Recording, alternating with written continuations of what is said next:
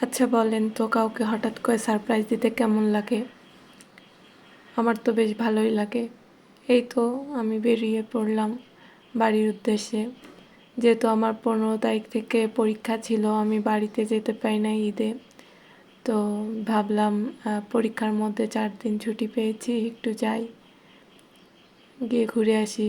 এর মধ্যে আমার ছেলে দেখেন তার নানার কোলে উঠে বসে আছে, তার নানা গাড়ি চালাচ্ছে।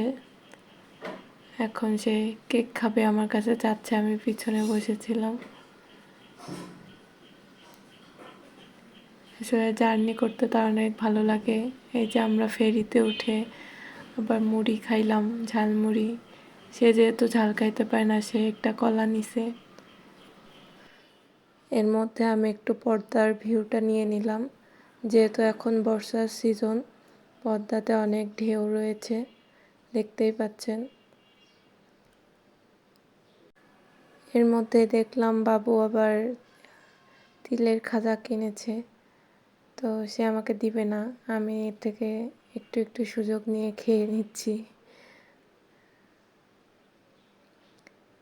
এরপরে আমরা আবার গাড়িতে উঠলাম।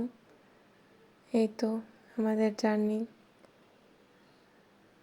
যেহেতু আমরা দুপুরের পর বের হয়েছি সাভার থেকে, তো আমাদের যেতে যেতে রাত হয়ে গেছিল।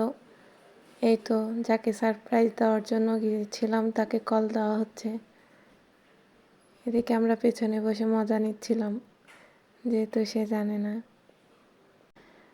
আব্বু তাকে বলেছিল সে একাই এসেছে। আমরা আব্বুকে নিষেধ করে দিয়েছিলাম যাতে আমাদের কথা না বলা হয়। সে তো আসতে চায় নাই, পরে কিছু দূর এগিয়ে আসছিল যদিও। এর মধ্যেই বাবুর ক্ষুধা লেগে গেছে।